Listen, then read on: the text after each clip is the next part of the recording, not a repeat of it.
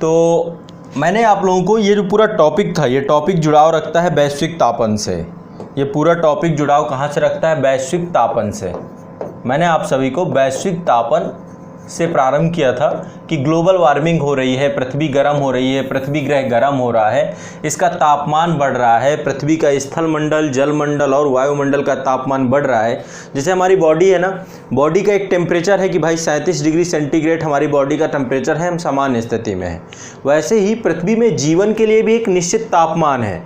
अब ये तापमान बढ़ा कैसे? औद्योगिक क्रांति के परिणाम स्वरूप जैसे जैसे हम मशीनीकरण की तरफ बढ़े, रासायनिक पदार्थों का प्रयोग करना हमने शुरू किया और प्रकृति पे औद्योगिकरण के परिणाम स्वरूप कार्बन डाइऑक्साइड का अतिरिक्त उत्सर्जन करना चालू किया। देखो, औद्योगिक क्रांति से पहले भी तो आप कार्बन डाइऑक्साइड का उत्सर्जन हो रहा था, लेकिन इस स्तर पे नहीं हो रहा था, औद्योगिक चरम स्थिति पे नहीं हो रहा था। तो पहले संतुलन बना हुआ था। और जो पेरिस समझौता है, पेरिस समझौता पे यही लक्ष्य रखा गया है कि हमें पृथ्वी के तापमान को 2 डिग्री सेंटीग्रेड से ज़्यादा नहीं बढ़ने देना। क्योटो में मैंने आपको समझाया था कि पृथ्वी का तापमान अभी तक जो 20वीं शताब्दी में पृथ्वी का तापमान कितना बढ़ गया है? 0.75 डिग्री सेंटीग्रेड, इतना तापमान बढ़ चुका है ना। और वैज्ञानिकों के द्वारा यह आशा की जाती है कि यदि इसी तरीके से चलता रहा तो 2021 तक 21वीं सदी में क्या हो जाएगा? पृथ्वी का तापमान बहुत तेजी से बढ़ेगा। कितना बढ़ जाएगा? 3% से लेकर के 11% तक पृथ्वी का तापमान बढ़ जाएगा। तो पेरिस समझौता में कहा गया कि हम इसको 2% से ज़्यादा नहीं बढ़ने देंगे, 2 डिग्री सेंटीग्रेड से नीचे रखेंगे पृथ्वी का तापमान, है ना। ये प्रतिबद्धता पेरिस समझौते में व्यक्त की गई। क्योटो में क्या था? क्योटो की प्रतिबद्धताएं सामान्य थी। क्योटो में तो कहा गया कि आपको 1990 के स्तर से 5% कम या 18% कम, 2 प्रतिबद्धताएं दी गई। लेकिन यहाँ पर क्या किया गया कि पृथ्वी के तापमान को 2 डिग्री सेंटीग्रेड से कम, और दूसरा क्या है, हमें 1.5 डिग्री सेंटीग्रेड से कम करने के लिए सक्रिय प्रयास करना है। लेकिन इससे कम तो होना ही चाहिए, लेकिन प्रयास ये करना है कि इससे कम ही रहे। तापमान अभी तक 0.75 डिग्री सेंटीग्रेड बढ़ चुका है, तो अब इतना नहीं बढ़ने देना। यदि कहीं 3 से 11 डिग्री सेंटीग्रेड तक बढ़ता है तो स्थिति बहुत भयावह हो जाएगी। तो इसी को लेकर एक सक्रिय प्रयास किया गया, किसमें? क्योटो प्रोटोकॉल और पेरिस समझौते को लेकर जो हम बात कर रहे हैं, पेरिस समझौते में। तो वैश्विक तापन हो रहा है, ग्लोबल वार्मिंग हो रही है, पृथ्वी का वातावरण, पृथ्वी का वायुमंडल गर्म हो रहा है। तो ऐसी स्थिति में हमें क्या करना है? पृथ्वी के वायुमंडल को, पृथ्वी के वातावरण को हमें, तो इसको लेकर के अंतर्राष्ट्रीय प्रयास होने चालू हुए, और अंतर्राष्ट्रीय प्रयास होने के कारण से ही अब जो है आगे हमारी चर्चा होगी। यही चीज़ मैंने आपको कल समझाई थी।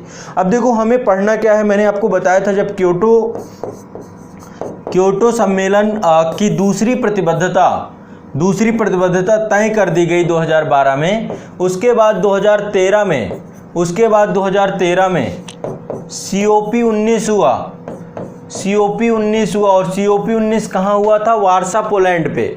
COP19 में ही कहा गया कि हर देश को अपनी प्रतिबद्धताएं व्यक्त करनी होंगी कि वो कितना कार्बन एमिशन को कम करेगा, और इसके लिए लक्ष्य क्या दिए गए? इसको बोलते हैं INDC, राष्ट्रीय अभिप्रेरित निर्धारित योगदान। हर राष्ट्र का कितना योगदान होगा, है ना। तो इसको लेकर के पूरा का पूरा एक सिनेरियो बनता है, इसको लेकर के एक चर्चा होती है।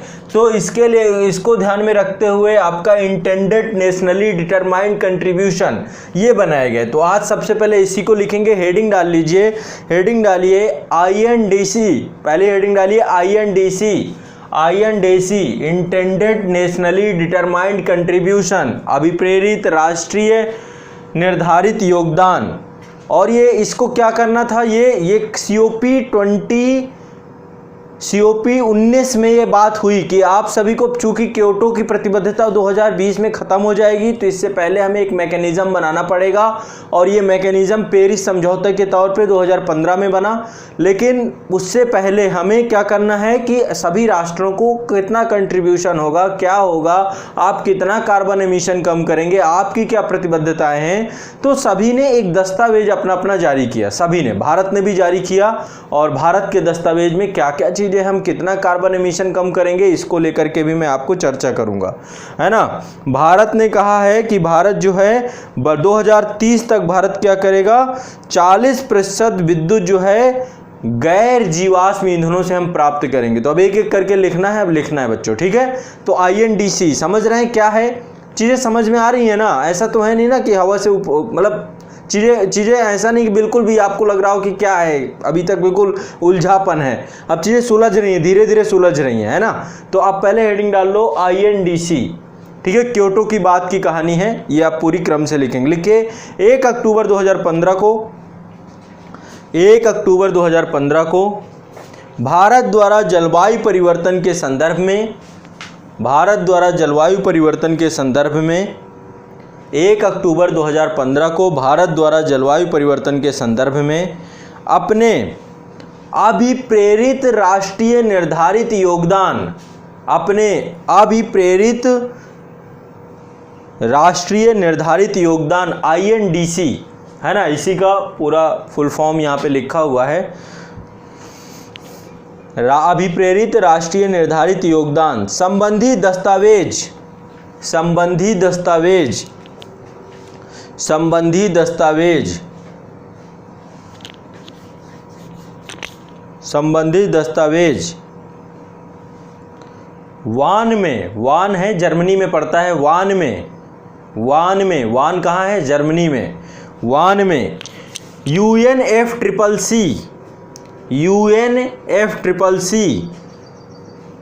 को प्रस्तुत किए गए, को प्रस्तुत किए गए।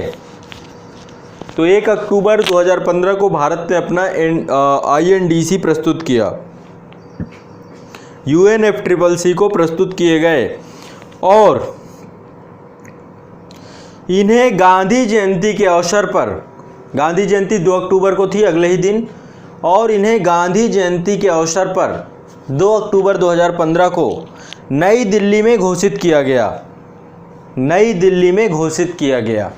तो भारत ने अपना INDC कब प्रस्तुत किया, 1 अक्टूबर को। क्या था इसका INDC, अभी आगे चर्चा करेंगे। अब थोड़ा सा INDC के बारे में समझ लेते हैं, ठीक है। लिखिए इसमें, ज्ञातव्य है कि वारसा में, ज्ञातव्य है कि वारसा,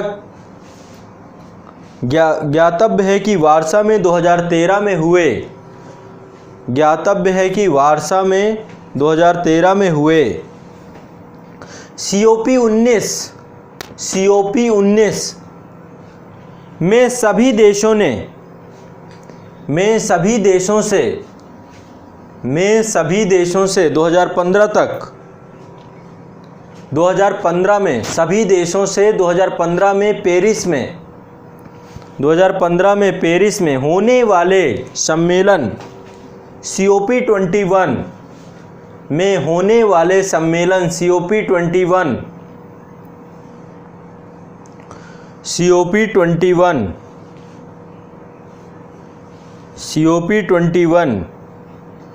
के पहले, के पूर्व, COP21 आपका प्रारंभ होना था, ये इसकी अवधि जो निर्धारित की गई थी कि भाई ये शुरू होगा आपका नवंबर में, 11 नवंबर, ये आपका 30 नवंबर से लेकर के 12 दिसंबर तक चला था COP21। तो यानी इससे पहले पहले ही सबको अपने अपने मसौदे दे देने हैं, सबको अपना अपना INDC दे देना है, बता देना है कि आप कितना कार्बन उत्सर्जन और इस दिशा में क्या कार्य करोगे।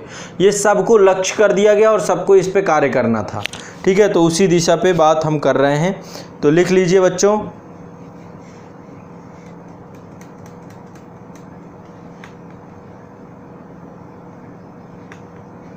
नेक्स्ट आगे लिख लीजिए इस पे,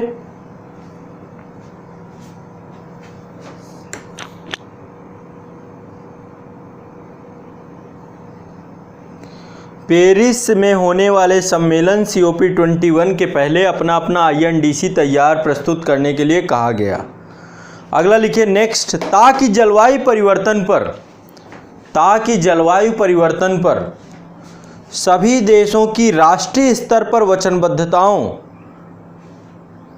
ताकि जलवायु परिवर्तन पर, ताकि जलवायु परिवर्तन पर सभी देशों की राष्ट्रीय स्तर पर वचनबद्धताओं, सभी स्तर पर सभी देशों के राष्ट्रीय स्तर पर वचनबद्धताओं को समेकित कर, वचनबद्धताओं को समेकित कर पेरिस में नए अंतर्राष्ट्रीय जलवायु परिवर्तन समझौते पर हस्ताक्षर का मार्ग प्रशस्त हो। पेरिस में नए अंतर्राष्ट्रीय जलवायु परिवर्तन समझौते पर हस्ताक्षर का मार्ग प्रशस्त हो। पेरिस में नए अंतर्राष्ट्रीय जलवायु परिवर्तन समझौते पर हस्ताक्षर का मार्ग प्रशस्त हो। पेरिस पर अंतर्राष्ट्रीय जलवायु परिवर्तन समझौते पर हस्ताक्षर का मार्ग प्रशस्त हो। ये चीज़ बिल्कुल क्लियर हो गई होगी। आईएनडीसी कुछ नहीं है। आईएनडीसी का मतलब है सभी देश कितना कार्बन एमिशन को कम करेंगे, कार्बन उत्सर्जन को कम करके आप अपनी अपनी वचनबद्धताएं दे दीजिए। क्योंकि नया अंतर्राष्ट्रीय समझौता लाना था तो पहले एक आपको प्रारूप होना चाहिए कि कितना कार्बन एमिशन को कम करने के लिए सभी देश, तो एक लोकतांत्रिक तरीका है। जबरदस्ती किसी के ऊपर लादने से अच्छा है कि पहले सभी देशों से क्या किया जाए, उनकी वचनबद्धताएं ले ली जाए कि आप कितना वचनबद्ध हैं, और इसको लेकर आईएनडीसी मसौदा प्रस्तुत करवाया गया है ना। ये क्लियर है ना, बिल्कुल बहुत आसान है, कुछ नहीं है इसमें। यह आईएनडीसी मसौदा क्या है, पेरिस सम्मेलन से पहले, क्योंकि क्योटो खत्म होना था 2020 में, तो एक नया अंतरराष्ट्रीय संधि लानी थी और उस संधि का नाम था पेरिस समझौता। तो पेरिस से पहले क्या किया गया, सभी देशों से कहा गया आप अपना अपना आईएनडीसी प्रस्तुत करो। सभी ने अपना अपना आईएनडीसी प्रस्तुत किया है ना। अब आगे इसी पे आगे चर्चा करते हैं। नेक्स्ट लिखिए, आईएनडीसी लक्ष्यों को प्रस्तुत करने की तिथि। आईएनडीसी को प्रस्तुत करने की अंतिम तिथि 1 अक्टूबर 2015 तक थी। भारत ने अंतिम डेट पे ही अप्लाई किया था आवेदन। अंतिम तिथि 1 अक्टूबर 2015 तक थी। तो लास्ट डेट में फॉर्म भरने की आदत होती है ना, वैसे ही। नेक्स्ट, 27 फरवरी 2015 को स्विट्जरलैंड आईएनडीसी प्रस्तुत करने वाला पहला देश था। आईएनडीसी प्रस्तुत करने वाला पहला देश था।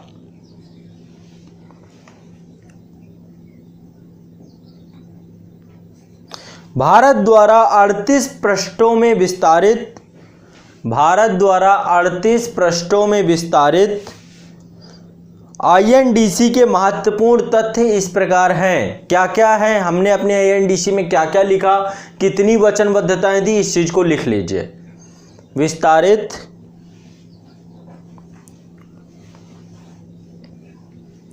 सबसे पहला लिखिए, देश के सकल घरेलू उत्पाद यानी जीडीपी, देश के सकल घरेलू उत्पाद जीडीपी की उत्सर्जन गहनता। पहला पॉइंट लिखिए, देश के सकल घरेलू उत्पाद की उत्सर्जन गहनता को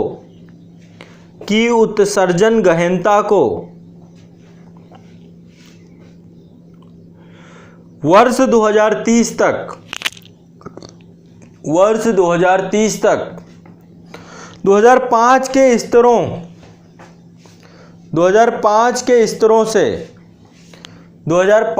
स्तरों से 33 से 35% तक कम करना। जो हमारे देश का जीडीपी है और उस जीडीपी के परिणाम स्वरूप हर साल हम जीडीपी हमारा बढ़ता है ना, तो ग्रोथ करते हैं ना, तो उस ग्रोथ के परिणाम स्वरूप जो कार्बन एमिशन हो रहा है, जो कार्बन उत्सर्जन हो रहा है, हमें क्या करना है, उसको 2005 के स्तर पे ला करके उसको 33 से 35% की कटौती करनी है। पहला टारगेट भारत का ये था, इसे अच्छे से लिख लीजिए। 2030 तक 2005 के स्तरों में 33 से 35% तक कम करना है।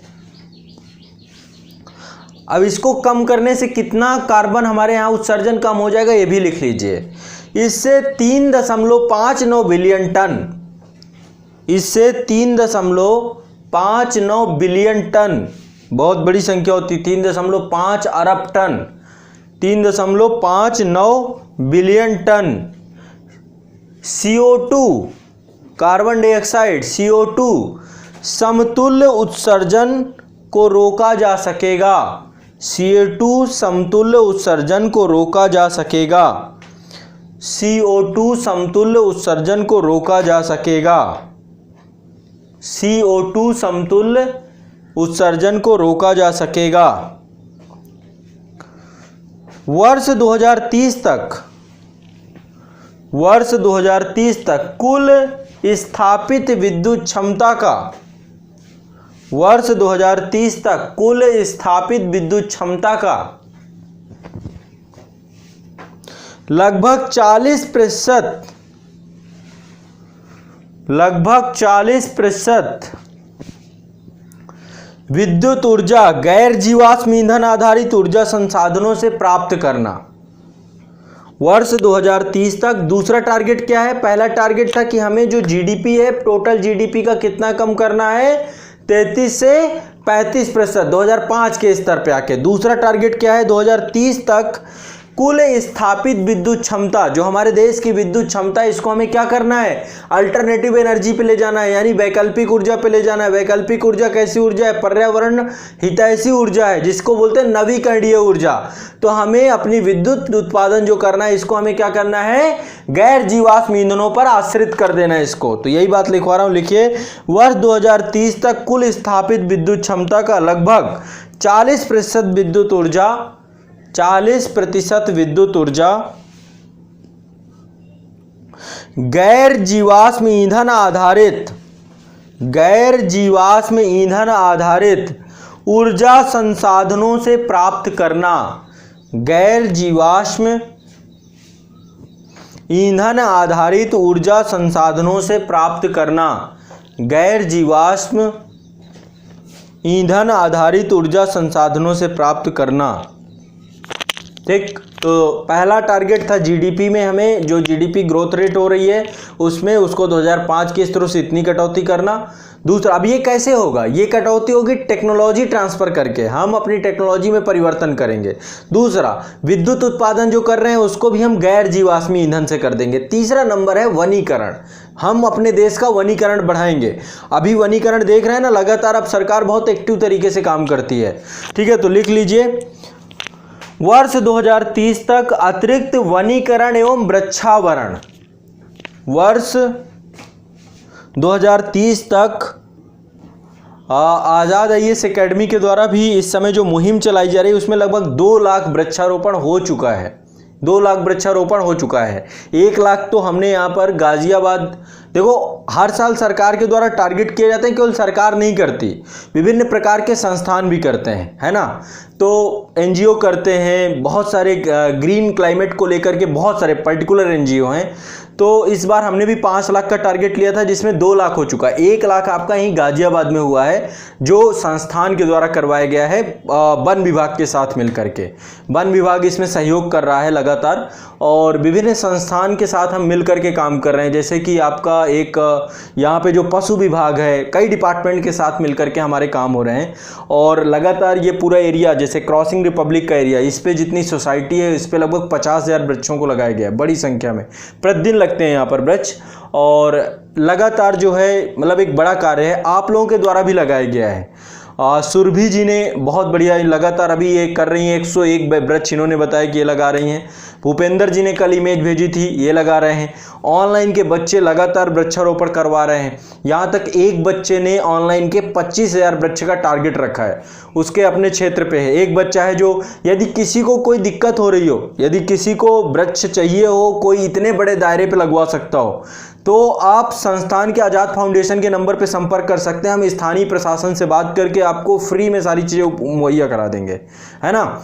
हम वहाँ के वन विभाग से बात करेंगे और वो आपसे संपर्क कर लेंगे। यदि कोई इतने बड़े स्तर में करने की क्षमता रखता हो तो आप एक बार जो है हमसे संपर्क कर सकते हैं। करना चाहिए, सबको करना चाहिए। आप में से बहुत सारे लोग आगे निकल के आ रहे हैं, हमारे अपने दायित्व हैं। और एक काम हमें ये भी करना है, इनको लगा के भूल नहीं जाना है, इनको लगातार देख रेख भी करनी है ना। वृक्षारोपण को करने के बाद इसको लगातार इसकी देख रेख भी करनी है ना। चलिए ठीक है, तो वनीकरण और ये बहुत बड़े स्तर पर होना चाहिए, और सरकार इसको लेकर के बहुत सजगता के साथ काम कर रही है आज के समय पे। तो यही हम लिख रहे हैं। नेक्स्ट आगे, इसमें नेक्स्ट आगे लिख लीजिए, वर्ष 2030 तक अतिरिक्त वनीकरण एवं वृक्षावरण के माध्यम से वर्ष 2030 तक अतिरिक्त वनीकरण और वृक्षावरण के माध्यम से 2.5 से 3 बिलियन 2.5 से 2.5 से 3 बिलियन कार्बन डाइऑक्साइड के समतुल्य कार्बन डाइऑक्साइड के समतुल्य अतिरिक्त कार्बन ह्रास सृजित करना कार्बन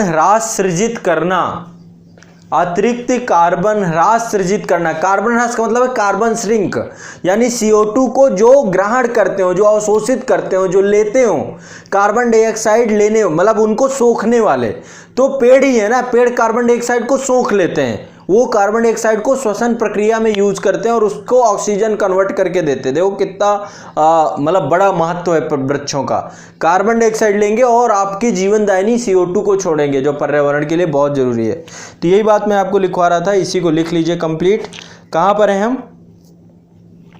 हाँ, वर्ष 2030 तक अतिरिक्त वनाकरण और वृक्षावरण के माध्यम से 2.5 से 3 बिलियन टन कार्बन डाइऑक्साइड समतुल्य अतिरिक्त कार्बन ह्रास को सृजित करना या कार्बन सिंक को सृजित करना। ठीक है। अब एक और है, एक टारगेट और है नवीकरणीय ऊर्जा को लेकर के। वैसे मैंने लिखवा दिया है ये, लेकिन इसको स्पेसिफिक लिख लीजिए। लिखिए, भारत द्वारा 2022 तक नवीकरणीय ऊर्जा का लक्ष्य बढ़ाकर 175 गीगावाट कर दिया गया है। 175 गीगावाट कर दिया गया है। 175 गीगावाट कर दिया गया है, जिसमें से 100 गीगावाट सौर ऊर्जा, 100 गीगावाट सौर ऊर्जा, 60 गीगावाट पवन ऊर्जा, 60 गीगावाट पवन ऊर्जा, 10 गीगावाट बायोमास ऊर्जा, 10 गीगावाट बायोमास ऊर्जा तथा 5 गीगावाट लघु जल विद्युत ऊर्जा। तो कितना हम उत्पादन करेंगे? 5 गीगावाट लघु जल विद्युत ऊर्जा शामिल है। इसके फलस्वरूप 326 मिलियन टन CO2, इसके फलस्वरूप 326 मिलियन टन CO2 समतुल्य प्रतिवर्ष उत्सर्जन में कमी होगी। प्रतिवर्ष उत्सर्जन में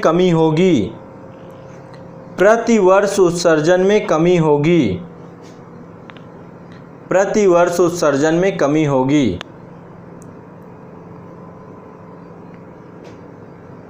तो ये रहा हमारा INDC।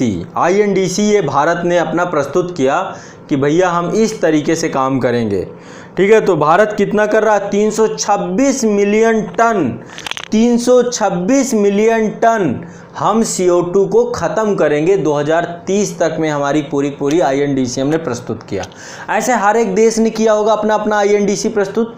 सभी देशों ने अपना INDC प्रस्तुत किया होगा और इसके बाद फिर पूरा का पूरा पेरिस समिट का रूपरेखा बनता है ना। जो यूनाइटेड नेशन की बॉडी है, United nation framework convention on climate change, UNFCCC, इसके द्वारा जो एक इसकी पार्टी है कॉन्फ्रेंस ऑफ पार्टी। तो COP21 जो आपका आयोजित किया गया, इससे पहले पूरा ढांचा बनाया गया कि किस तरीके से हमें जलवायु, तभी कहा गया कि अब हमारे टारगेट बदल गए। हमारा टारगेट ये नहीं कि भैया 5% 18%, नहीं, अब हम तापमान को ही बढ़ने नहीं देंगे। हम तापमान को 2 डिग्री सेंटीग्रेड से ज्यादा नहीं बढ़ने देंगे। पूर्व औद्योगिक स्तर में जो तापमान था उसमें से 2 डिग्री सेंटीग्रेड से ज़्यादा अब टेम्परेचर नहीं बढ़ेगा। अभी तक कितना बढ़ चुका है? वैज्ञानिकों को कहना है कि 0.75 डिग्री सेंटीग्रेड तक बढ़ चुका है। हमारा प्रयास होगा कि हम 1.5 डिग्री सेंटीग्रेड से नीचे ही रखें इसको। समझ रहे हैं ना मेरी बात को? तो अब पेरिस समिट होगी आपकी। पेरिस समिट की यही 2 महत्वपूर्ण बातें जो आपको समझना है। पहली चीज कि हमें वायुमंडल में जो वैश्विक तापन है, वैश्विक ग्लोबल वार्मिंग को 2 डिग्री सेंटीग्रेड से ज़्यादा नहीं बढ़ने देना है। है और 1.5 डिग्री सेंटीग्रेड से नीचे रखने का सक्रिय प्रयास करना है। और क्या कहा गया, एक ग्लिड, इसके लिए पाएंगे कैसे, पूरा का पूरा हम सिनेरियो, इसके लिए पूरा का पूरा अभी ढांचा बन रहा है। इसमें भी कार्बन क्रेडिंग को लेकर के कार्बन ट्रेडिंग होगी, कार्बन क्रेडिट, कार्बन स्टॉक, इसके महत्व को बताया जाएगा, फिर उसकी कार्बन ट्रेडिंग की जाएगी। इसको लेकर के भी फंडिंग की व्यवस्था की जाएगी कि जो विकसित देश हैं, विकासशील देशों को $100 बिलियन प्रतिवर्ष देंगे, है ना। तो ये पूरी की पूरी व्यवस्था है, अब इस पे चर्चा करेंगे हम लोग। टेक्नोलॉजी ट्रांसफर की बात भी की गई कि आप तकनीकी को भी ट्रांसफर कर सकते हैं। आईएनडीसी आपको निश्चित तौर पे समझ में आ गया होगा, आईएनडीसी समझ में आ गया। आईएनडीसी में ऐसा कुछ है नहीं जो समझने की समस्या पैदा करता हो, ठीक है। अब अगला डाल दो, नेक्स्ट हेडिंग डाल लो, पेरिस समझौता। पेरिस समझौता, पेरिस जलवायु समझौता, ये लिखे, पेरिस जलवायु समझौता 2015, COP 21।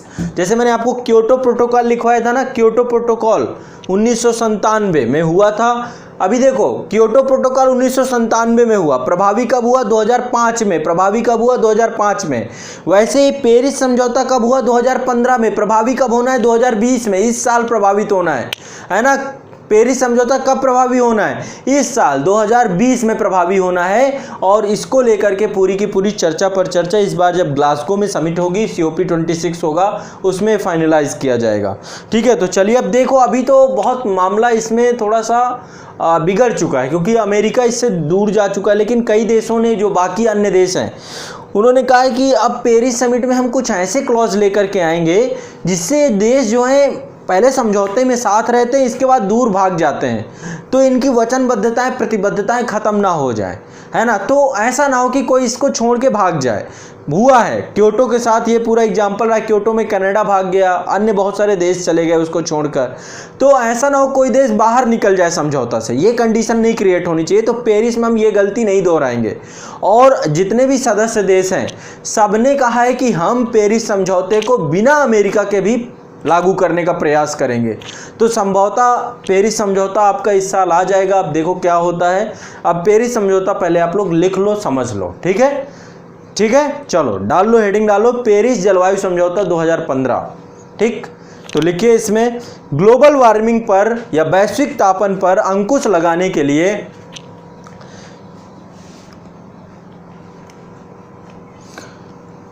ग्लोबल वार्मिंग पर या वैश्विक तापन पर अंकुश लगाने के लिए अंकुश लगाने के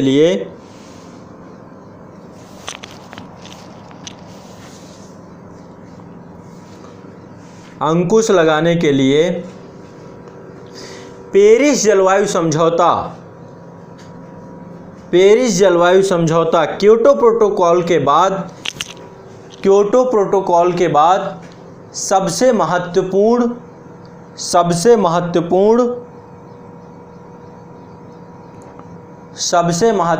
समझौतों में से एक है, सबसे महत्वपूर्ण समझौतों में से एक है।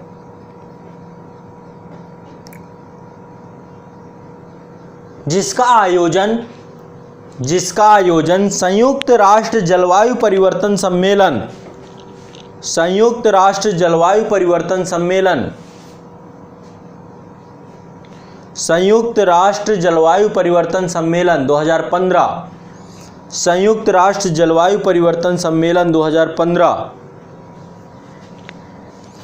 पेरिस में 30 नवंबर से 12 दिसंबर 2015 तक संपन्न हुआ, 2015 तक में संपन्न हुआ।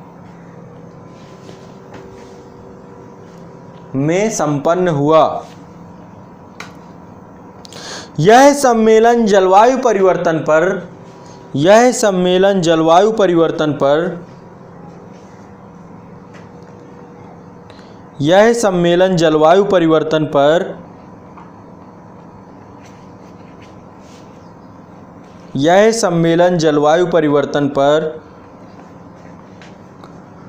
1992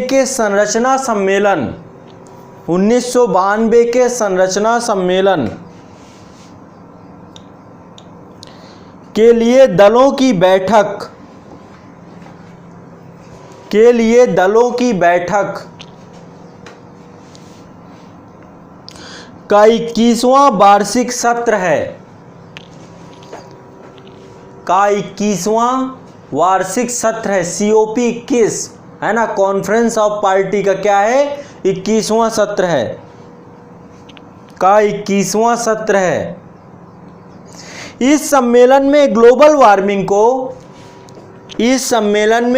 वार्मिंग को औद्योगिक क्रांति के पहले के स्तर, इस सम्मेलन में ग्लोबल वार्मिंग को या वैश्विक तापन को औद्योगिक क्रांति के पहले के स्तर से, औद्योगिक क्रांति के पहले के स्तर से अधिकतम 2 डिग्री सेंटीग्रेड, अधिकतम 2 डिग्री सेंटीग्रेड से नीचे रखने के लिए, से नीचे रखने के लिए,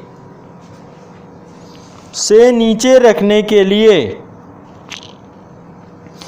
कार्य योजना पर सर्वसम्मति बनी, कार्य योजना पर सर्वसम्मति बनी। यह सम्मेलन 11 दिसंबर तक के लिए पूर्व निर्धारित, ये मत लिखिए, ये जरूरी नहीं है, पर सर्वसम्मति बनी। लिखिए 12 दिसंबर 2015 को ऐतिहासिक जलवायु परिवर्तन समझौता, 12 दिसंबर 2015 को ऐतिहासिक पेरिस जलवायु समझौता पर तत्कालीन पक्षकारों, 195 देश थे उस समय, तत्कालीन पक्षकारों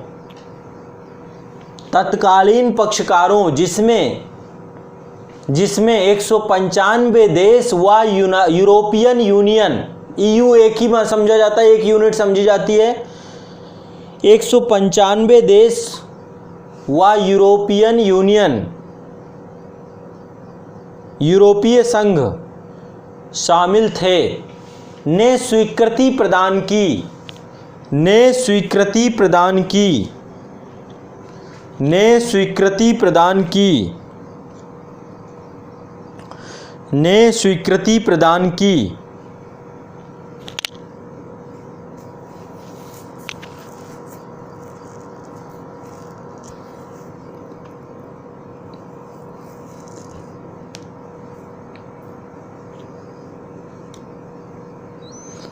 ने स्वीकृति प्रदान की। समझौते के अनुसार ग्लोबल वार्मिंग को, समझौते के अनुसार ग्लोबल वार्मिंग को, समझौते के अनुसार ग्लोबल वार्मिंग को 2 डिग्री सेल्सियस या 2 डिग्री सेंटीग्रेड, 2 डिग्री सेल्सियस नीचे रखने, 2 डिग्री सेल्सियस नीचे रखने, संभव हुआ तो इसे 1.5 डिग्री सेंटीग्रेड, संभव हुआ तो इसे 1.5 डिग्री सेंटीग्रेड, संभव हुआ तो इसे 1.5 डिग्री सेंटीग्रेड से नीचे रखने का प्रयास किया जाएगा, से नीचे रखने का प्रयास किया जाएगा। मतलब मेन टारगेट है इनका कि 2 डिग्री सेंटीग्रेड से तो ज़्यादा बढ़ना ही नहीं चाहिए, लेकिन यदि संभव प्रयास ये होगा कि 1.5 डिग्री से ज़्यादा ना बढ़ पाए, इसके लिए हम सक्रिय प्रयास करेंगे सभी मिल करके। तो 2 टारगेट है इसमें, पहला है जो इसकी लिमिट बनाई गई, पहली लिमिट बनाई गई है ना, तो समझ सकते हो आप, ये कोई बहुत ज़्यादा नहीं है इसमें कोई ऐसी बात। पहली लिमिट आपकी है कि भाई देखो, मान लो जब औद्योगिक क्रांति नहीं हुई थी तो स्तर ये था, मान लीजिए है ना, मान लो टेम्परेचर, पृथ्वी का एक टेम्परेचर है, मान लो पृथ्वी का टेम्परेचर 25 डिग्री सेंटीग्रेड है, मान लीजिए थोड़ी देर के लिए कि पृथ्वी का टेम्परेचर औद्योगिक क्रांति से पहले कितना हो गया, 25 डिग्री सेंटीग्रेड था, ठीक है, ऊष्मा बजट को तौर पर। अब ये बढ़ कितना गया है, ये हो गया है 25.75 डिग्री सेंटीग्रेड, यानी 0.75 डिग्री सेंटीग्रेड बढ़ गया, किसके परिणाम स्वरूप, औद्योगिक क्रांति के परिणाम स्वरूप। तो वैज्ञानिक कह रहे हैं कि हमको इसको हमें कितना नहीं बढ़ने देना, 25 + 2 डिग्री सेंटीग्रेड, यानी ये 27 डिग्री सेंटीग्रेड से ज़्यादा नहीं होना चाहिए। मैक्सिमम ये 2 डिग्री सेंटीग्रेड बढ़ सकता है, इससे ज़्यादा नहीं। ये हमारा पूरा प्रयास रहेगा कि इसकी बढ़ोतरी जैसे 0.75 डिग्री सेंटीग्रेड बढ़ चुका है तो ये 2 डिग्री सेंटीग्रेड से नीचे ही रहे। पहला तो प्रयास ये करेंगे और हमारी पूरी कोशिश होगी कि ये 1.5 डिग्री सेंटीग्रेड से नीचे ही रहे, ये हमारा सक्रिय प्रयास होगा। तो इसमें 2 लिमिट बनाई गई, पहले एक अपर लिमिट है 2 डिग्री सेंटीग्रेड की और दूसरी लिमिट है 1.5 डिग्री सेंटीग्रेड की। ये समझ में आया कि नहीं आया, ये मुझे बताइए। औद्योगिक क्रांति से पहले, है ना, यानी कि औद्योगिक क्रांति आपकी 18वीं सदी में हुई थी, 1780 में प्रथम औद्योगिक क्रांति हुई थी इंग्लैंड में। तो उससे पहले के स्तर को हमें ध्यान में रखना है, औद्योगिक पूर्व औद्योगिक स्तर, यानी कि औद्योगिकरण जब चालू ही नहीं हुआ था उस समय का जो टेम्परेचर था उसी टेम्परेचर पे हम 2 डिग्री सेंटीग्रेड से ज़्यादा नहीं बढ़ने देंगे। समझ रहे हो बात को? एग्जाम्पल के तौर पे मैंने आपको समझाया। 2 लिमिट है इसमें, 1.5 डिग्री यानी इससे ज़्यादा हम नहीं बढ़ने देंगे, यानी कि टेम्परेचर यदि हम 25 डिग्री के बेस पे लें तो ज़्यादा से ज़्यादा कितना रहेगा 26.5 डिग्री, इससे ज़्यादा नहीं बढ़ेंगे। 1.5 डिग्री ज़्यादा नहीं बढ़ने देंगे, हमारा पूरी कोशिश रहेगी, लेकिन मैक्सिमम 27 हो सकता है, इससे ज़्यादा नहीं। तो ये मैंने एग्जाम्पल के तौर पर आपको समझाया, ठीक है। चलो आगे बढ़े, नेक्स्ट अगला लिख लीजिए, आगे बढ़िए। अभी इसमें पूरा आज इसे कंप्लीट करेंगे आप। तो बस क्योटो क्या है, यही है पेरिस समझौता। क्योटो में क्या था, वहाँ पर 5% और वो भी केवल एनेक्स कंट्री को। तो आप एक चीज़ देख रहे होंगे, यहाँ पे सबको ले लिया गया, पेरिस समझौते में सबको ले लिया गया, विकसित और विकासशील सबको, कि भाई आप सबकी जिम्मेदारी है। क्योटो में केवल किसके पास जिम्मेदारी थी, विकसित देशों की, कि आपको कार्बन एमिशन कम करना है, आपको कार्बन एमिशन कम करना है। पेरिस में सबको लपेटे में ले लिया गया, कोई भी देश अब नहीं बचेगा, है ना। पेरिस समझौता में हर एक देश की जिम्मेदारी है कि आप कार्बन एमिशन को कम करिए, लेकिन उसको लेकर जिम्मेदारी किसके ऊपर दे दी गई, डेवलप्ड कंट्री की, कि आप इनको फंडिंग देंगे, आप इनको जो है कार्बन ट्रेडिंग को लेकर के। इसी को लेकर अमेरिका पीछे हट गया। अमेरिका के अपने हित में आगे चल के इसको भी पढ़ाऊंगा कि भैया अमेरिका को ऐसा क्या हो गया कि उसको लगने लग गया कि भैया मेरे से नहीं हो पाएगा, ये क्या बात हो गई, इसको लेकर के भी हमारी चर्चा पर चर्चा होगी, ठीक है। आगे नेक्स्ट लिखिए,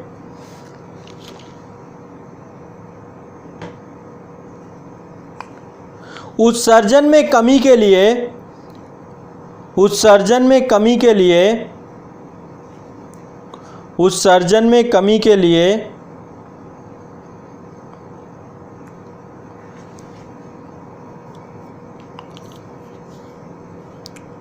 विकसित देश विकासशील देशों को कोष उपलब्ध कराएंगे। विकसित देश विकासशील देशों को कोष उपलब्ध कराएंगे। विकसित देश विकासशील देशों को कोष उपलब्ध कराएंगे।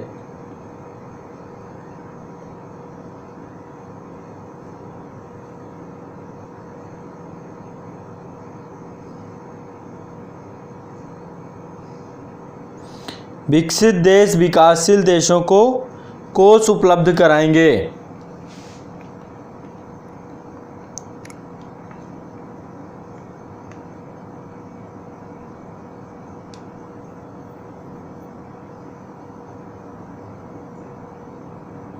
इसको बोलते हैं ग्रीन क्लाइमेट फंड, हरित जलवायु कोष, है ना। ग्रीन क्लाइमेट फंड, इसको बोलते हैं जलवायु वित्त, क्लाइमेट फंडिंग, है ना। क्लाइमेट फंडिंग करेंगे ताकि जो विकासशील देश हैं वो अपने यहाँ पे टेक्नोलॉजी चेंज कर पाएँ, उसको लेकर भरपाई कर पाएँ, क्योंकि अब औद्योगिकरण तो करेंगे नहीं। अगला नेक्स्ट लिख लीजिए,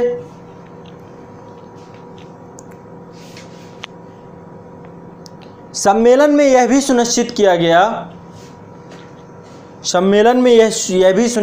गया कि इसके लिए प्रतिवर्ष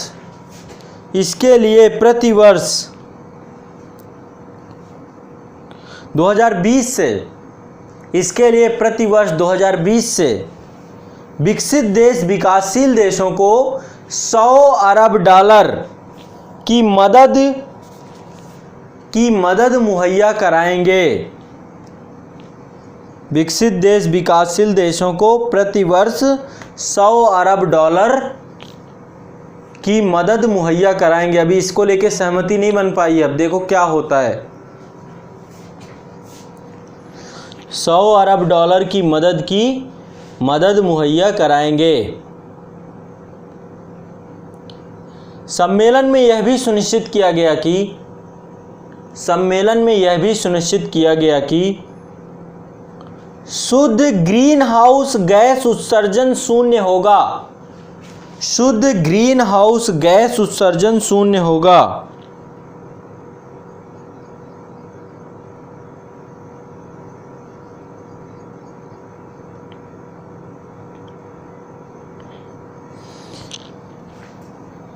सम्मेलन में यह भी सुनिश्चित किया गया कि इस शताब्दी के दूसरे उत्तरार्ध में, पूरा सेंटेंस पूरा कर लीजिए, इस सम्मेलन में यह भी सुनिश्चित किया गया कि इस शताब्दी के दूसरे उत्तरार्ध में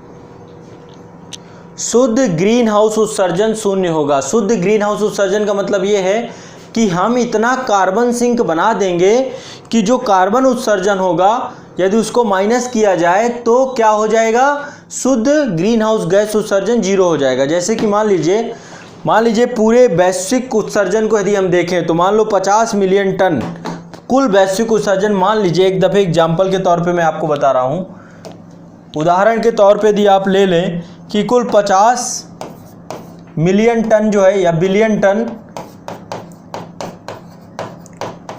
कार्बन उत्सर्जन है टोटल, तो हम क्या कर दें कि 50 बिलियन टन को हमारे पास इतना वनीकरण कर दें, है ना, या कुछ भी करें ऐसा कि 50 बिलियन टन कार्बन अवशोषण भी हो जाए, कार्बन सिंक भी हो जाए, है ना। तो ऐसी कंडीशन यदि हम क्रिएट कर देते हैं तो कुल कार्बन उत्सर्जन क्या हो जाएगा, 0। जितना कार्बन उत्सर्जन कर रहे हैं उतना क्या हो रहा है, उतना कार्बन सिंक भी है हमारे पास।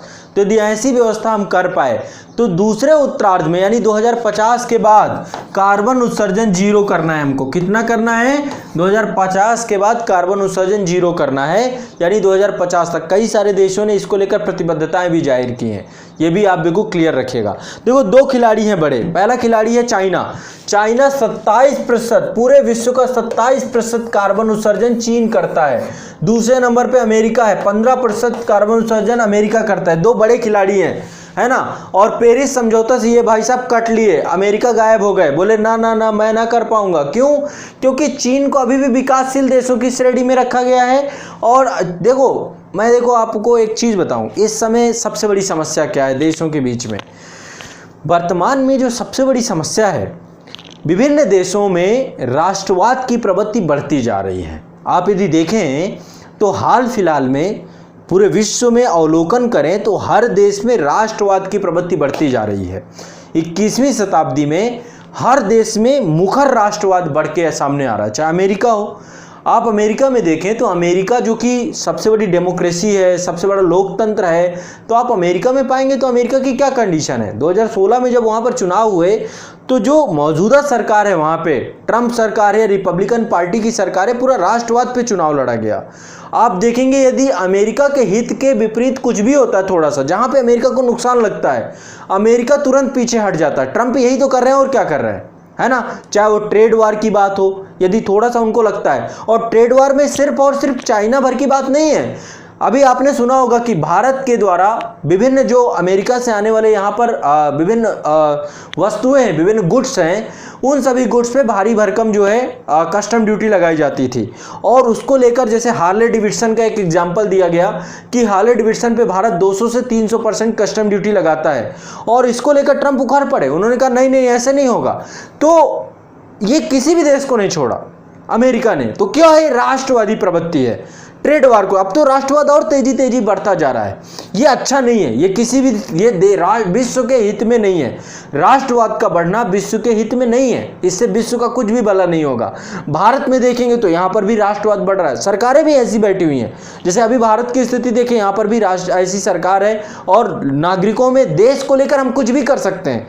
यदि देश की बात आ जाएगी तो हम घरों में बंद हो जाएंगे, हम देश की बात हो जाएगी, सीमा में कोई उथल पुथल हो जाएगी तो हम सीधा आकर खड़े हो जाएंगे। तो ये क्या है, राष्ट्रवाद बढ़ रहा है। चाहे आप कोई भी देश, एशिया के जितने भी देश हैं सब अपने अपने राष्ट्रवाद पे ही कायम है। तो इससे क्या हो रहा है, वैश्वीकरण का पतन हो रहा है। पहली बात तो ये, जब राष्ट्रवाद बढ़ता है तो वैश्वीकरण की अवधारणा धीरे धीरे उसकी अवहेलना चालू होती है। दूसरा, विश्व में अशांति बढ़ती है, राष्ट्रवाद के कारण से विश्व में अशांति बढ़ती है। इजराइल देखिए राष्ट्रवाद का मुखर, गल्फ कंट्री में ईरान को देखिए इस समय राष्ट्रवाद मुखरता पे है, वहाँ पे सऊदी अरेबिया को देखिए राष्ट्रवाद मुखरता पे है, वहाँ पे इराक को देखिए, ईरान को देखिए, सीरिया को देखिए, ये जितने भी अशांत देश हैं, रसिया को देखिए, है ना, यहाँ पर भी राष्ट्रवाद की स्थिति अच्छी नहीं, मतलब कि बड़े स्तर पर, व्यापक स्तर पर राष्ट्रवाद। तो आज के समय पे राष्ट्रवाद बहुत तेजी से बढ़ता जा रहा है और अमेरिका किसी भी चीज़ में कंप्रोमाइज करने के लिए तैयार नहीं है। जहाँ पे उसे लगता है कि मेरा नुकसान है, मेरा घाटा है, वैसे ही वो उन समिट से ऐसी चीज़ों का बाइकआउट करना शुरू कर देता है। ये हमेशा हुआ है और आज अभी लगातार हम देख रहे हैं। यही पेरिस समिट में हुआ। पेरिस समिट में भी अमेरिका पीछे हट गया। जलवायु परिवर्तन के इतने बड़े कन्वेंशन से अमेरिका जैसा देश, है ना, अब इससे बहुत बड़ा, इसको देखो 15 आप दूसरे सेकंड लार्जेस्ट आप जो है इमिशन करने वाले हैं, सबसे ज़्यादा CO2 उत्सर्जन करने वाले हैं। ऐसे में यदि आप ही इस पूरे के पूरे समझौते से अलग हो जाएंगे तो क्या मैसेज जाएगा अन्य सभी देशों पर, क्या मैसेज जाएगा? तो ये भी आप एक सोचने की बात है। तो अमेरिका का जब भी राष्ट्रवाद हावी होता है और मौजूदा समय में यही स्थिति है। तो चलिए आगे अभी इस पर लिख लीजिए, नेक्स्ट आगे बढ़िए। इसमें भी विकसित देशों को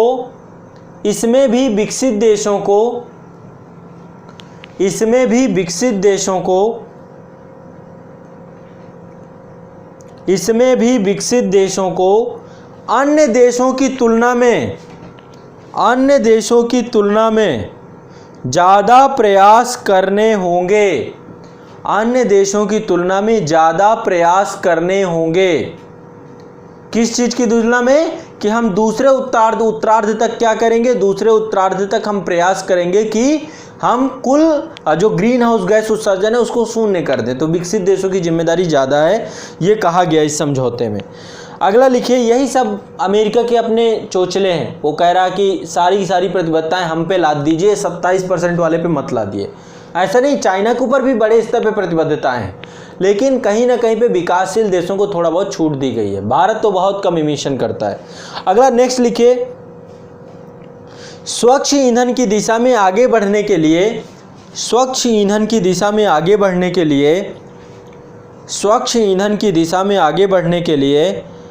विकसित देश विकासशील देशों में गरीबी समाप्त करने की दिशा में काम करेंगे। स्वच्छ ईंधन, अब ये सब चीज़ें मैंने आपको सतत विकास लक्ष्यों में भी पढ़ाई थी कि सतत विकास लक्ष्यों में इन बिंदुओं पर बात की गई है। स्वच्छ ईंधन की दिशा में आगे बढ़ने के लिए विकसित देश विकासशील देशों में गरीबी समाप्त करने की दिशा में काम करेंगे। गरीबी समाप्त करने की दिशा में काम करेंगे। यह समझौता कम से कम 55 देशों जो ग्रीन हाउस उत्सर्जन का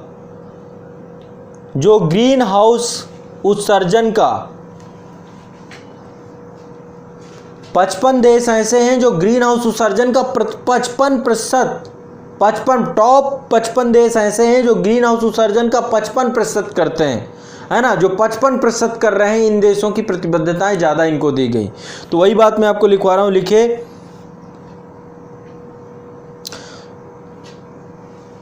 यह समझौता कम से कम 55 देशों जो ग्रीन हाउस गैस उत्सर्जन का कम से कम 55% उत्सर्जन करते हैं, जो ग्रीन हाउस गैस उत्सर्जन का कम से कम 55% उत्सर्जन करते हैं, द्वारा हस्ताक्षरित और अनुमोदित होने के पश्चात, पेरिस जलवायु समझौते की बात हो रही है, द्वारा हस्ताक्षरित व अनुमोदित होने के बाद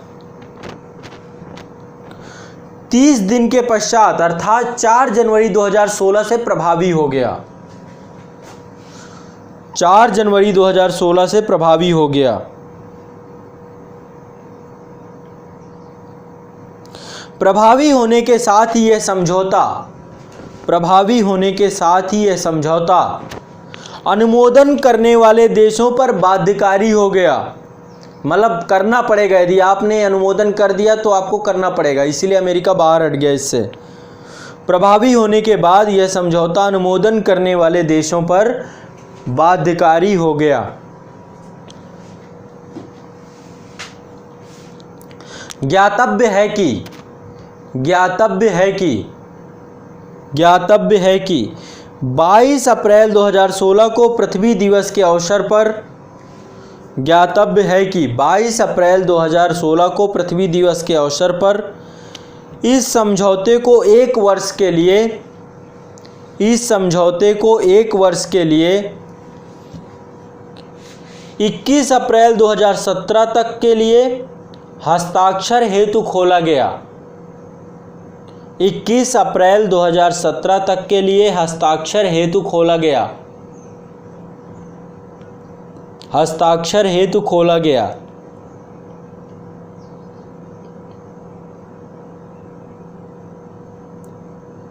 23 अक्टूबर 2016 तक 23 अक्टूबर 2016 तक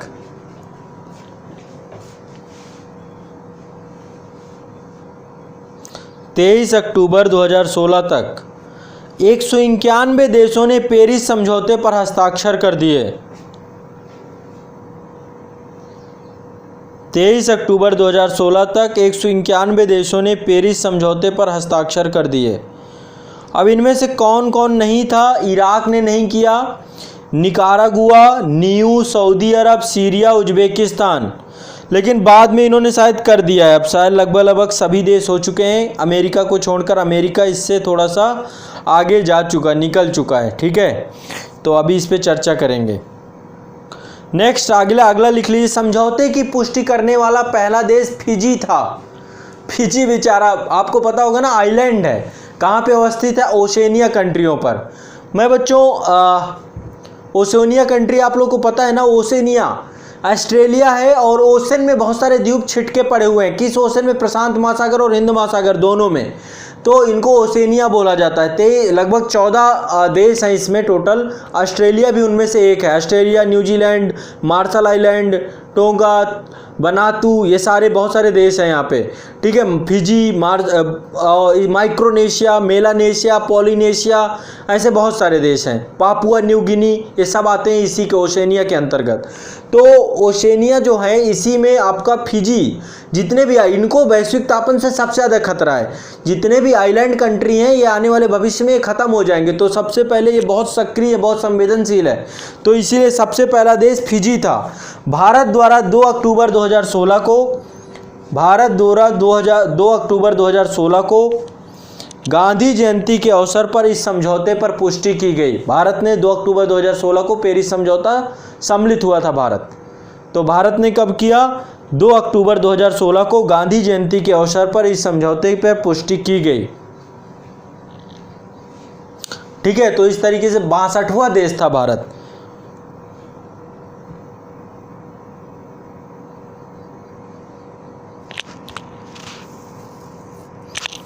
ठीक है, तो सब ने लगभग साइन कर दिया है अभी वर्तमान में, बस ये चर्चाएं हैं। अब आगे लिख लीजिए। ज्ञातव्य है कि इस सम्मेलन में अंतरराष्ट्रीय सौर गठबंधन, इंटरनेशनल सोलर अलायंस, ये आप लोगों ने देखा होगा, भारत के प्रयासों से प्रारंभ हुआ था अंतरराष्ट्रीय सौर गठबंधन। जितने भी देश आपके विषुवत रेखा के आसपास हैं, विषुवत रेखा और कर्क रेखा और मकर रेखा, ये तीनों, इनके बीच उष्णकटिबंधीय जोन पे जितने भी देश हैं, इनको प्रधानमंत्री जी के द्वारा क्या कहा गया था? इनको नाम सौर पुत्र नाम दिया गया था। और अंतरराष्ट्रीय सौर गठबंधन को लेकर के प्रयास जारी हो गए थे भारत और फ्रांस दोनों देशों के साझा प्रयासों से। तो अंतरराष्ट्रीय सौर गठबंधन अब जो कि बन चुका है, इसका मुख्यालय यहीं पर है, गुरुग्राम में ही है ना। तो ये भी एक बहुत बड़ी उपलब्धि है भारत भारत के लिए। तो ज्ञातव्य है कि इस सम्मेलन में अंतरराष्ट्रीय सौर गठबंधन का शुभारंभ किया गया।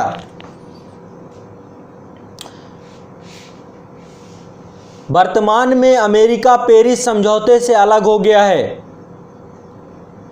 वर्तमान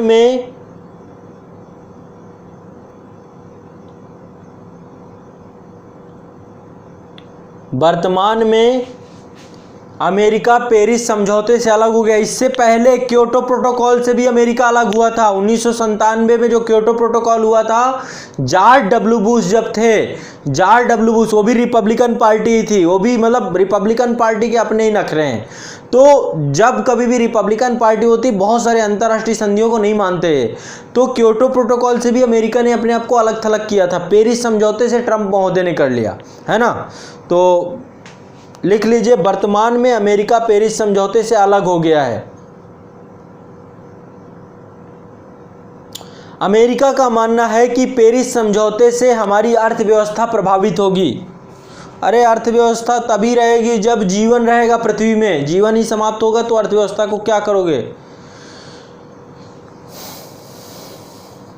अमेरिका का मानना है कि पेरिस समझौते से हमारी अर्थव्यवस्था प्रभावित होगी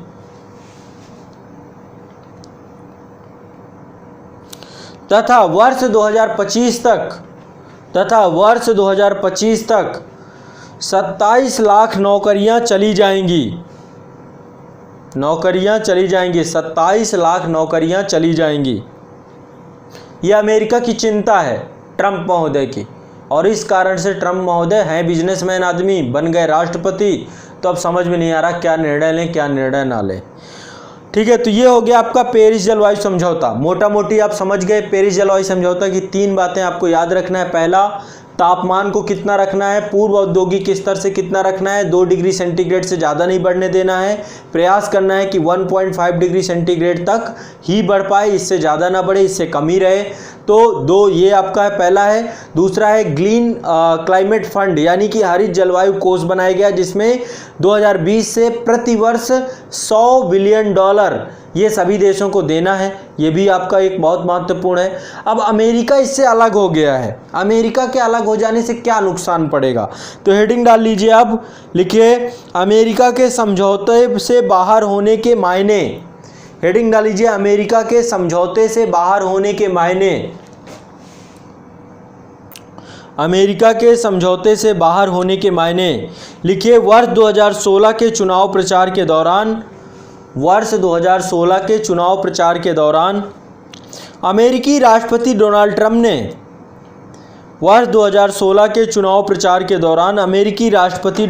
ने पेरिस समझौते को अमेरिका के हितों के खिलाफ बताया। वर्ष 2016 में चुनाव प्रचार के दौरान अमेरिकी राष्ट्रपति डोनाल्ड ट्रंप ने पेरिस जलवायु समझौते को अमेरिका के हितों के खिलाफ बताया तथा अपने चुनावी वादों में उन्होंने इस बात पर जोर दिया कि, पहले ओबामा थे, ओबामा ने किया था ये पूरा का पूरा समझौता, तथा अपने चुनावी वादों में इस बात पर जोर दिया कि यदि वे बतौर राष्ट्रपति चुने जाएंगे तो अमेरिका को इस समझौते से अलग करना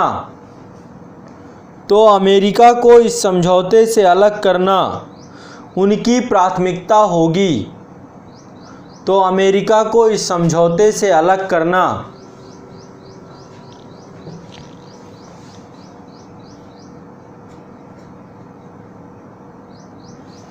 यदि वे बतौर राष्ट्रपति चुने जाते हैं तो अमेरिका को इस समझौते से अलग करना उनकी प्राथमिकता होगी। राष्ट्रपति निर्वाचित होने के बाद जून 2017 में उन्होंने अमेरिका को इस समझौते से अलग होने की घोषणा कर दी। राष्ट्रपति निर्वाचित होने के बाद जून 2017 में उन्होंने अमेरिका के इस समझौते से अलग होने की घोषणा कर दी।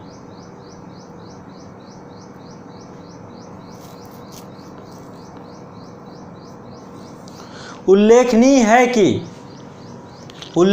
है कि चीन के बाद, चीन में लिख लीजिएगा ब्रैकेट में 27%। उल्लेखनीय है कि चीन के बाद ब्रैकेट में लिख लीजिएगा 27%। उल्लेखनीय है कि चीन के बाद संयुक्त राज्य अमेरिका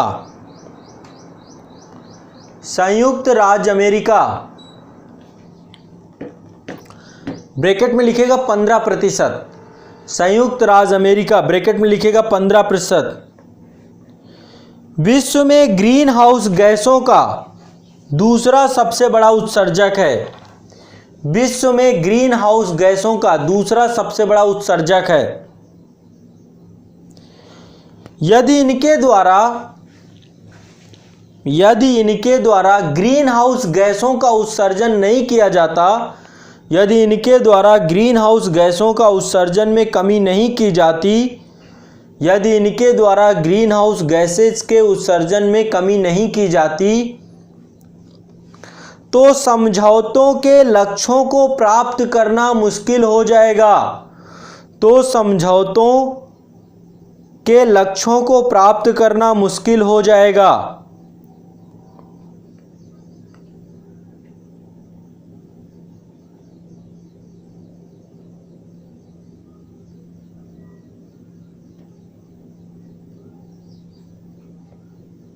ठीक है। यदि देखो मोटी तौर पे यदि आइडिया लगाएं तो अमेरिका को कितना दबाव पड़ रहा था, अमेरिका को जो जलवायु परिवर्तन क्लाइमेट चेंज के तहत पेरिस समझौते के तहत कितना उत्सर्जन कम करना था, यदि मोटा मोटा रफली आइडिया लगाएं तो आप पाएंगे कि अमेरिका को 2005 के स्तर में, जो 2005 के स्तर में उत्सर्जन था, उस उत्सर्जन में 25 से 30% कटौती करनी थी। और ये वास्तव में ह्यूज मात्रा तो है ही।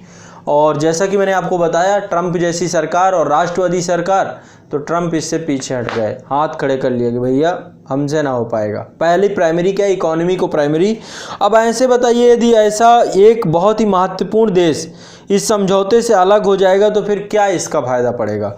विश्व के अन्य देश भी तैयार नहीं होंगे इतने बड़े तरीके से।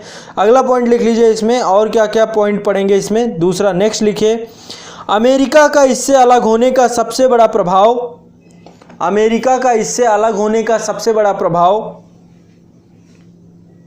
अमेरिका का इससे अलग होने का सबसे बड़ा प्रभाव जलवायु परिवर्तन को नियंत्रित करने के लिए, अमेरिका का इससे अलग होने का सबसे बड़ा प्रभाव जलवायु परिवर्तन को नियंत्रित करने के लिए प्राप्त होने वाले वित्तीय संसाधनों पर पड़ेगा। प्राप्त होने वाले वित्तीय संसाधनों पर पड़ेगा। प्राप्त होने वाले वित्तीय संसाधनों पर पड़ेगा। समझौते के अंतर्गत हरित जलवायु कोष में अमेरिका की सर्वाधिक भागीदारी थी। समझौते के अंतर्गत हरित जलवायु कोष में अमेरिका की सर्वाधिक भागीदारी थी। अतः इसकी अनुपस्थिति में समझौते के लक्ष्यों पर नकारात्मक प्रभाव पड़ेगा। अतः इसकी अनुपस्थिति में समझौते के लक्ष्यों पर नकारात्मक प्रभाव पड़ेगा। विकसित देशों के अनुसार सभी, माफ करिएगा, समझौते के अनुसार, ये लिखिए, समझौते के अनुसार सभी विकसित देशों का यह कर्तव्य होगा कि, समझौते के अनुसार सभी विकसित देशों का यह कर्तव्य होगा कि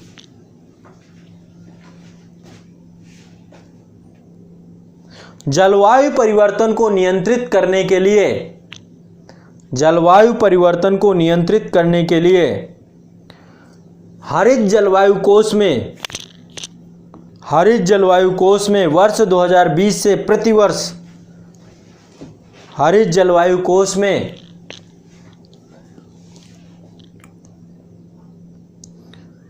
वर्ष 2020 से प्रतिवर्ष $100 बिलियन की आर्थिक सहायता दें। $100 बिलियन की आर्थिक सहायता दें। अमेरिका के इससे अलग होने से अन्य देशों पर अतिरिक्त वित्तीय भार बढ़ेगा। अमेरिका के इससे अलग होने से अन्य देशों पर वित्तीय भार बढ़ेगा। अमेरिका के इससे अलग होने से अन्य देशों पर वित्तीय भार बढ़ेगा। अगला पॉइंट, नेक्स्ट, अमेरिका के इस कदम से विश्व के अन्य देशों को भी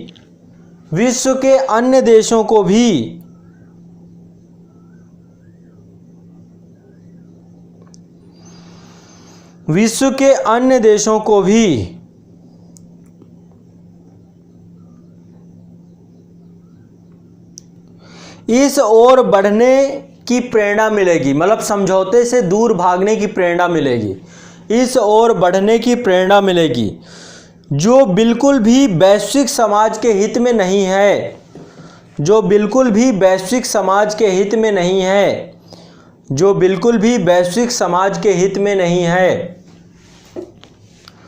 तो अमेरिका भागा, फिर ऐसे में सब देश भागने की सोचेंगे कि भैया हम क्यों करें, हमारी भी तो अर्थव्यवस्था है, हमें भी तो अपनी इकोनॉमी बचानी है। तो यदि ऐसा सब सोचने लग जाएंगे तो फिर पूरा का पूरा जो ग्लोबल वार्मिंग का इशू है पूरा का पूरा क्या हो जाएगा, समझ रहे हैं चीज़ों को, है ना। चलो अब नेक्स्ट हेडिंग डालिए COP22। मैंने आपको बताया कि सभी COP के बारे में थोड़ा थोड़ा चर्चा कर लेंगे। COP22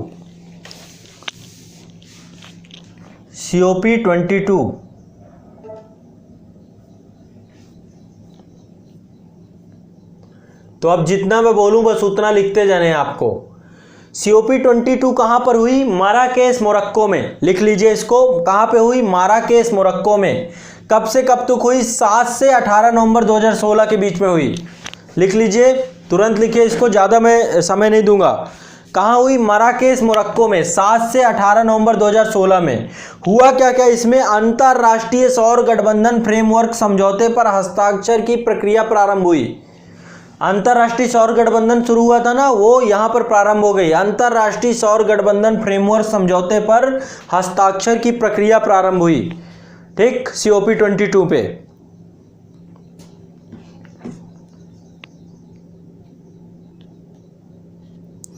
अगला लिख लीजिए, ये पूरा लिखने के बाद ये लिखे 2050 तक प्रति व्यक्ति CO2। और क्या क्या हुआ? 2050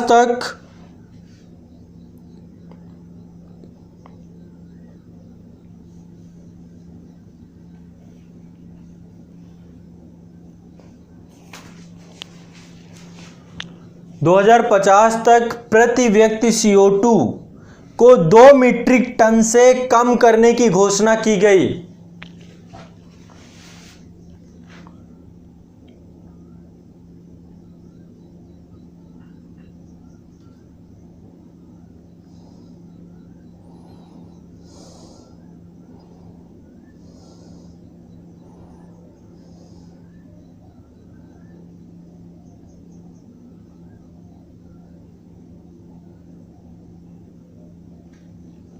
लिखते जाइए, थोड़ा सा जल्दी लिखना है आपको।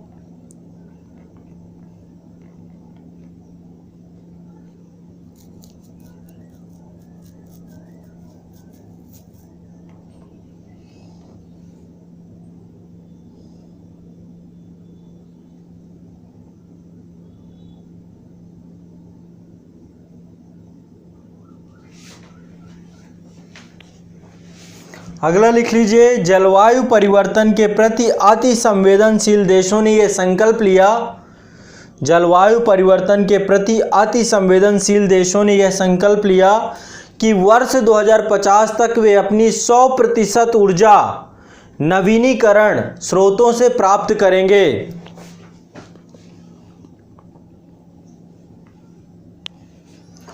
इसको लिख लीजिए, जलवायु परिवर्तन के प्रति अति संवेदनशील देशों ने यह संकल्प लिया कि वर्ष 2050 तक वे अपनी 100% ऊर्जा नवीनीकरण स्रोतों से प्राप्त करेंगे।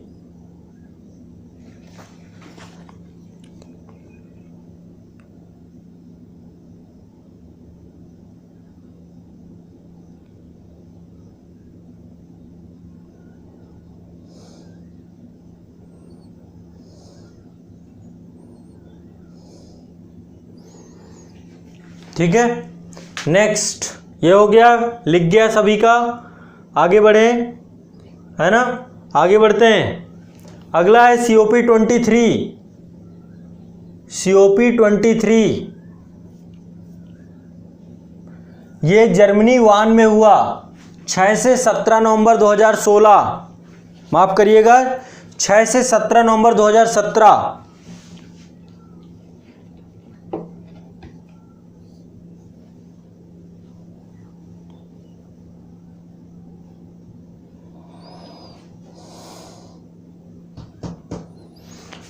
लिख लीजिए, कोई प्रभावी निर्णय नहीं लिया गया। COP23 कहाँ हुआ था? जर्मनी वान में हुआ था, 6 से 17 नवंबर 2017 हुआ था, कोई प्रभावी निर्णय नहीं लिया गया। अगला लिखिए COP24।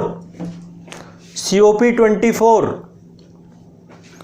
ये हुआ पोलैंड के कोटोविस में। COP24 पोलैंड के कोटोविस में हुआ।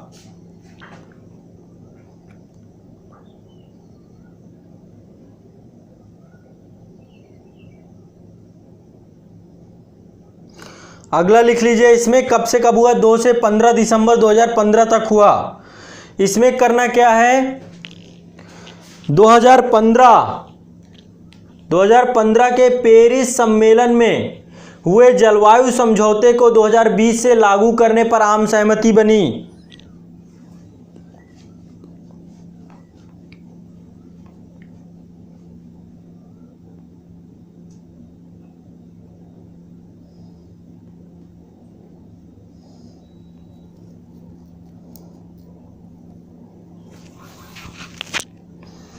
2015 के पेरिस सम्मेलन में हुए जलवायु समझौते को 2020 से लागू करने पर आम सहमति बनी।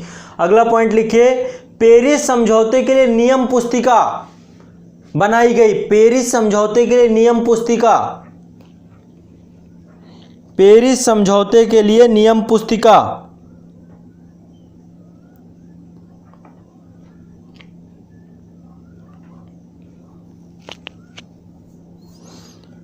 पेरिस समझौते के लिए नियम पुस्तिका बनाई गई। ठीक है, अब अगला है आपका, ये है COP25। पहले ये चिली के सेंटियागो में प्रस्तावित था, लेकिन वहां पर दंगे हो गए या फिर वहां पर अराजकता की स्थिति उत्पन्न हो गई, तो इसको स्पेन के मैड्रिड में किया गया। स्पेन के मैड्रिड में किया गया। कब से कब तक था ये दिसंबर 2019 में हुआ। दिसंबर 2019 में हुआ।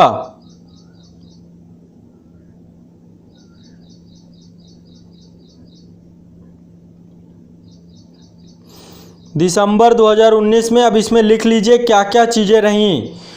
सबसे पहला जो इसमें हुआ COP25 में, पेरिस समझौते के, इसमें लिखिए, बैठक में मैड्रिड टाइम ऑफ एक्शन नामक दस्तावेज जारी किया गया।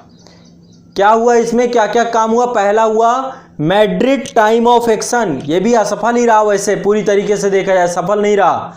पहला पॉइंट लिख लीजिए इसमें, Madrid time of action. Madrid time of action नामक दस्तावेज जारी किया गया। इस दस्तावेज के अंतर्गत, मैड्रिड टाइम ऑफ एक्शन दस्तावेज जारी किया गया। इस दस्तावेज के अंतर्गत सतत विकास तथा गरीबी उन्मूलन में, इस दस्तावेज के अंतर्गत सतत विकास तथा गरीबी उन्मूलन के लिए जलवायु परिवर्तन में होने वाली बाधाओं, सतत विकास तथा गरीबी उन्मूलन में जलवायु परिवर्तन से उत्पन्न होने वाली बाधाओं से निपटने के लिए IPCC द्वारा, इसके बारे में आगे चर्चा करूंगा। संस्था कैसे है, यूनेप की संस्था है IPCC, inter governmental panel of climate change को लेकर बनाई गई है। IPCC द्वारा राष्ट्रों को दिए गए वैज्ञानिक सुझावों की सराहना की गई। राष्ट्रों को दिए गए वैज्ञानिक सुझावों की सराहना की गई।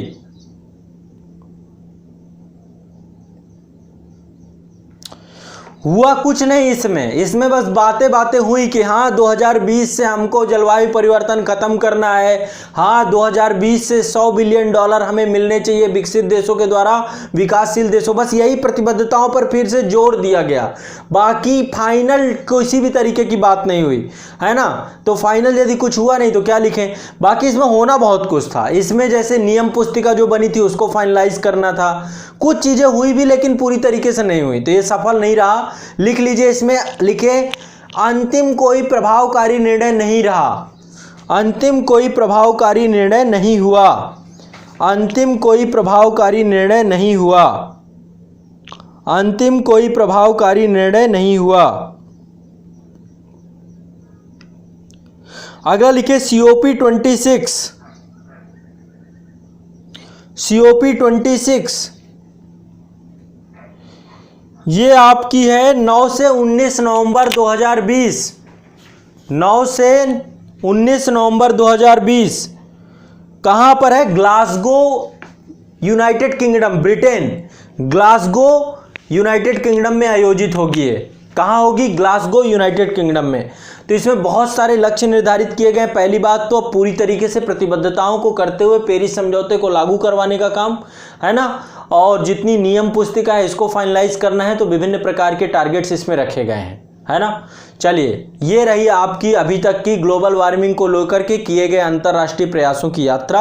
अब आप में से जिनको भी यदि किस तरीके की समस्या है, अभी भी चीज़ें ऐसा लग रहा है कि अभी भी अनसुलझी पहेली है, तो बताइए। सुलझाने का प्रयास मैंने वैसे किया है। अब आप लोगों को कितना समझ में आया है ये बहुत